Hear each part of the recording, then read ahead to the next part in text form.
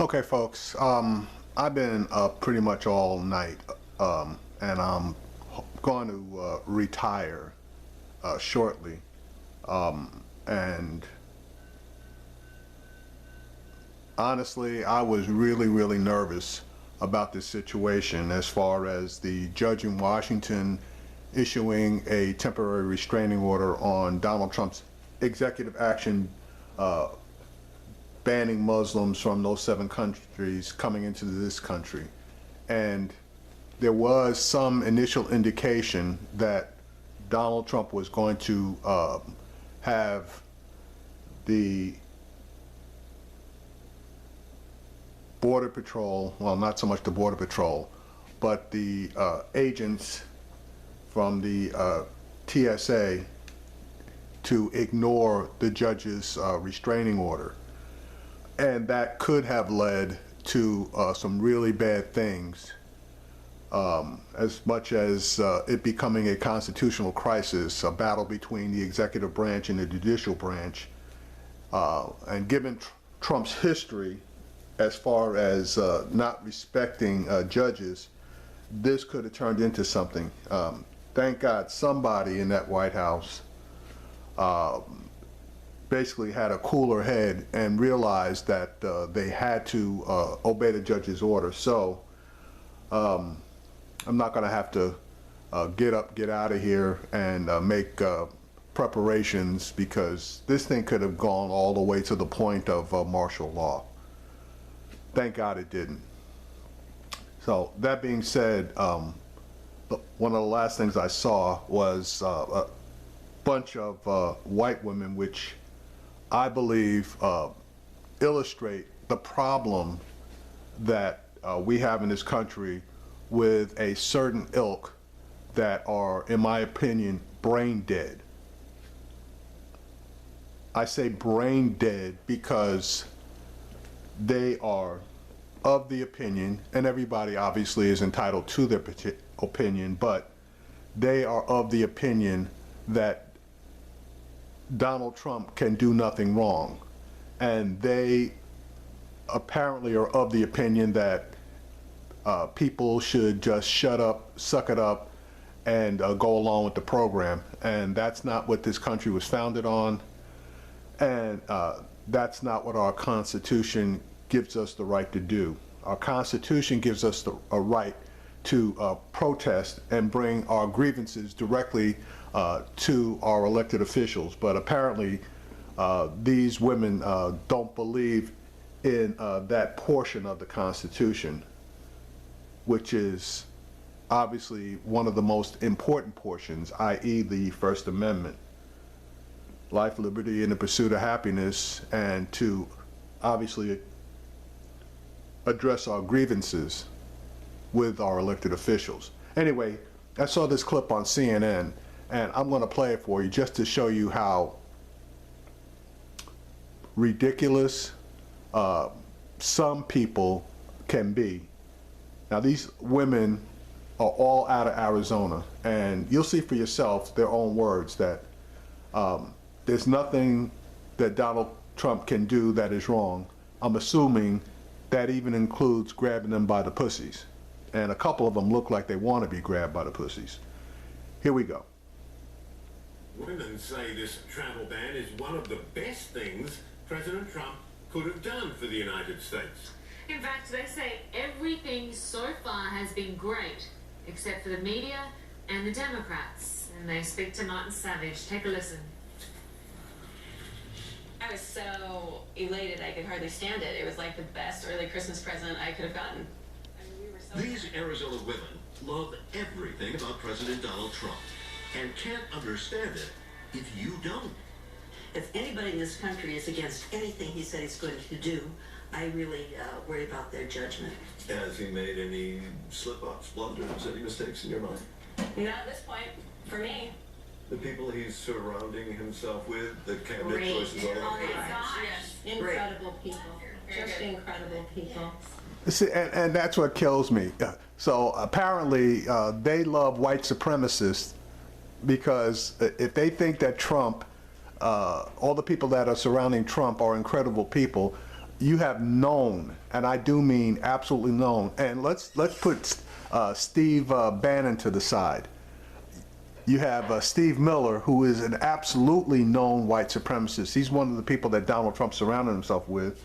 And then you got Michael Flynn, who is an acknowledged Islamophobe. Okay, but I guess they believe that that's great too. And that's what I'm talking about. We can all disagree on various aspects of what Trump has done and on various people that he's surrounded himself with. But just those two people alone, and then throw in Mr. Breitbart, Steve Bannon, but apparently these women all subscribe to his philosophies as well. I wonder if they really know everything there is to know about Steve Bannon, or if they're one of the basic Fox News followers that haven't done their own research to know that Steve Bannon wants to take the government down. But then again, maybe that's what they want to do too. But some wonder, is he moving too fast? No, he's going to move forward quickly because he's going to do exactly what he said he was going to do. I don't think he's moving fast at all. Yeah, right. You don't think he's moving too fast. So when he issued that order without strict guidance, excuse me, on who should be banned and who shouldn't be banned, and then later on came back and said, he didn't even say he made a mistake. He said that the green card holders should be allowed. Well, it's called thoughtfulness, thinking out the ramifications of your actions. And if you had thought about it, you would have included green card holders, which, fortunately, one of your people, Secretary of Defense and Secretary of Homeland Security, both realized that green card holders are legal holders, and the order should not have applied to them, came in and issued additional directives for the allowance of green card holders. But he's not moving too fast, just thoughtless, with no thought to the ramifications of your actions. And that's the one thing that we need from a president. Anytime he takes an action, he has to realize the full ramifications. I say keep on going. They see nothing wrong with the president, but plenty wrong with everyone else, beginning with Democratic opposition in Congress. And I think that's a terrible thing that the left is doing to hold things up, and it's so purposeful. But doesn't that sound so much like what the Republicans were doing during the Obama administration? No, No, they no. showed up. How is it No, different? because she's They exactly showed right. up. They The showed Democrats are up. not even These showing people up. are actually not showing up for the vote.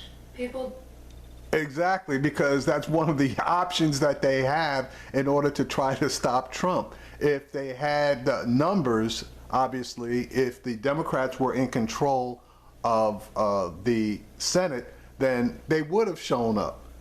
But even so, if you recall, 2 years ago, Harry Reid had to declare the nuclear option on certain actions in order to get things done, because all they were doing, which they were legally entitled to at that point, was filibustering everything. And that's exactly what they did. And the Democrats didn't have 60 votes in order to break it. So, translation, that's what's called gridlock in government. At this point, the filibuster is not an option because of the nuclear option being declared. So a filibuster is basically null and void. So they looked within the rules and used the rules in order to try to slow down, or which they couldn't prevent because the votes, just aren't there, but at least they could slow down the process. But you guys don't appreciate them operating within the law. really dislike him. I don't understand it because I love him. I love who he is. I love his transparency. Speaking And I want to be grabbed by the pussy. of transparency, What about the tweeting? Should that have stopped, or should he control it? I love it. And you know what it does? It leaves you out. the you Eileen is referring to is the mainstream media, which the group blames for what they see as a non-stop barrage of negative news about the president. Areas, and you push and you push and you push and you don't back off. And frankly, I'm fed up with it. It's not See, this bitch doesn't understand. That's the job of the media. They are to put the president's feet to the fire on every and all things. And if everything is straight up, the president comes out feeling a little toasty. If everything is not, the president is backed up. But at this point, anytime news is reported on the president, he pushes back, and these bitches are the ones that swallow everything that he says. The only thing these Trump voters are fed up with, they're also sick of the demonstrators.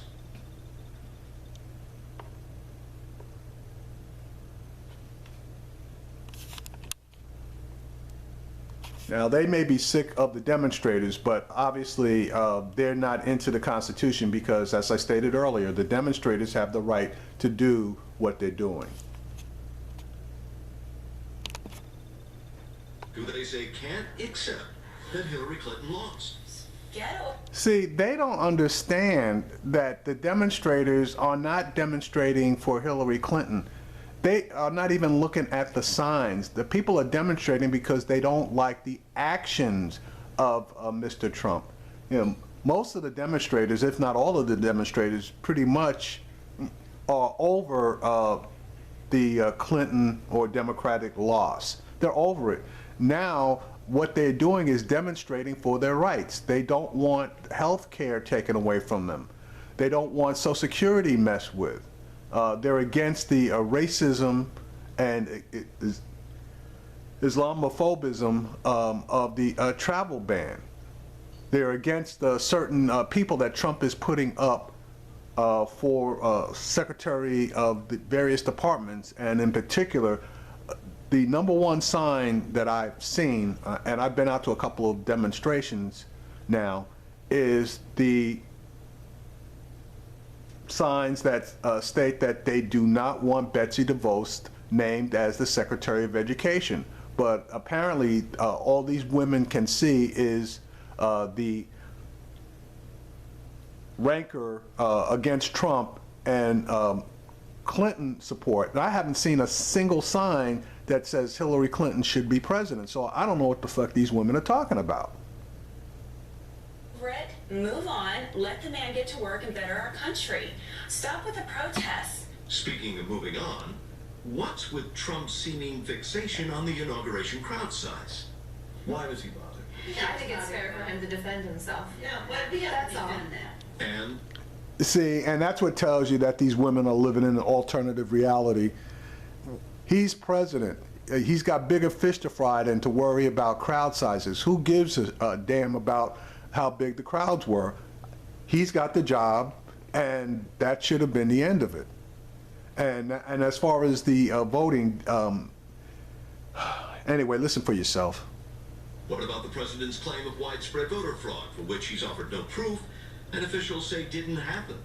Do you believe President Trump when he says he thinks there were several million votes cast illegally? Yes, and I'm really glad that he's checking that system out. See, and that tells you that they're absolutely not living in the world of reality, because even Republicans are saying there wasn't voter fraud to any type of scale that Trump is talking about. And obviously you haven't kept up with it, because Trump has no longer stating that he's calling for an investigation himself. He's saying that others should look at it, but he's not taking any definitive action as far as an investigation is concerned. So again, you got these brain dead bitches out there, and I don't know if it's a setup as far as CNN is concerned, but there probably are a lot more where these bitches came from. And in my opinion, that's the problem with this country. Again, everyone's entitled to their opinion, but to believe that everything that Trump does is great and dandy and everybody else is wrong and you guys are right, now I can't subscribe to that. Just like when Obama was in office, everything that he did, as far as I'm concerned, okay, was not right. But you know, he did do quite a bit of stuff that I agree with. And just like everybody else, there were some things that, like I said, I agreed with, and there were some things that I didn't. And if I were going to rate him, he damn sure ain't getting an F, but he damn sure ain't getting an A. So as far as I'm concerned, based on his overall performance, he's probably like a, for the country anyway, he's like a B minus for the country. For me, he's like a C minus. Just like he's checking out the immigration problem. Trump's immigration executive order is another issue the supporters see differently, seeing the move not as discriminatory, but rather about safety for Americans. You know, as a mother of 4 kids, I feel that it is the right of my children to grow up in a country where they feel safe. But what about refugee children who are now banned from reaching the safety of America? If we lead with our emotions, this country's sunk. You can't lead with your emotions. See, and that's a bitch that has no heart, because I can understand and go along with the first woman who said that she wants to feel safe. I can absolutely fly with that one, no problem.